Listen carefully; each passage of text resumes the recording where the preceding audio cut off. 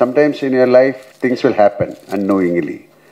நடிகர் மம்முட்டி புற்றுநோயால பாதிக்கப்பட்டு இருப்பதா கடந்த வாரம் இணையத்த செய்திகள் பரவனுச்சு. ஆனா அது வெறும் வதந்தின்னு விளக்கம் கொடுக்கப்பட்டது. இந்நிலையில தான் நடிகரும் மம்முட்டியின் நெருங்கிய நண்பருமான மோகன்லால் அவர் உடல்நலம் பெற வேண்டி இருமுடி கட்டிக்கிட்டு சபரிமலையில உஷா பூஜை நடத்தியுள்ளதா தகவல் வெளியாகி இருக்கு.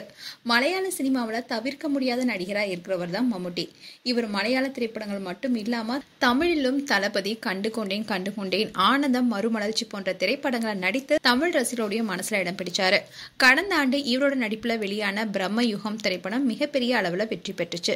இந்நிலையில நடிகர் மம்முட்டி புற்றுநோயால பாதிக்கப்பட்டு இருப்பதாகவும் இதனால் அவர் நடிப்பிலிருந்து விலகுவதாகவும் கடந்த வாரம் செய்தி வெளியானுச்சு. இணையத்துல பரவிய இந்த செய்தி அவருடைய ரசிகர்களை கவலையில ஆழ்த்தினது.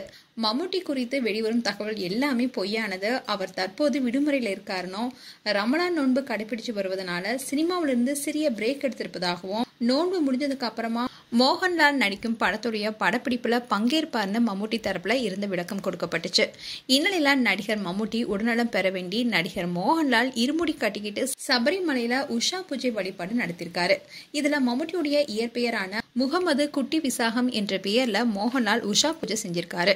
கணபதி கோவில்ல இருந்து இருமுடி கட்டிக்கிட்டு எடுத்து சென்ற மோகன்லால் செவ்வாய்க்கிழமை மாலை சபரிமலைக்கு போனாரு. இதை தொடர்ந்து நேத்து காலையில நெய்யபிஷேகம் செஞ்சுட்டு மம்முட்டி உடல்நலம் பெற சிறப்பு பிரார்த்தனையும் செஞ்சுட்டு திரும்பினாரு. ஏற்கனவே மம்முட்டி உடல்நலம் பாதிக்கப்பட்டிருக்கும் நிலையில நடிகர் மோகன்லால் அவருடைய பெயர்ல அர்ச்சனை செஞ்சது கேரளாவில பேசும் பொருளா மாறி இருக்கு. இதை தொடர்ந்து மம்முட்டிக்கு புற்றுநோய் இருப்பது உண்மையான அவருடைய ரசிகர்கள் பலருமே அவர் சீக்கிரமா நலம் பெறணும்னு சொல்லிட்டு வராங்க. மேலும் உங்களுடைய கருத்துக்களை கமெண்ட் செக்ஷன்ல சொல்லுங்க. இது போன்ற வீடியோஸை பார்க்க நியூஸ் தமிழ் கிளிட்ஸ் சேனலை சப்ஸ்கிரைப் பண்ணுங்க. மறக்காம நோட்டிபிகேஷன் பட்டனை கிளிக் பண்ணுங்க.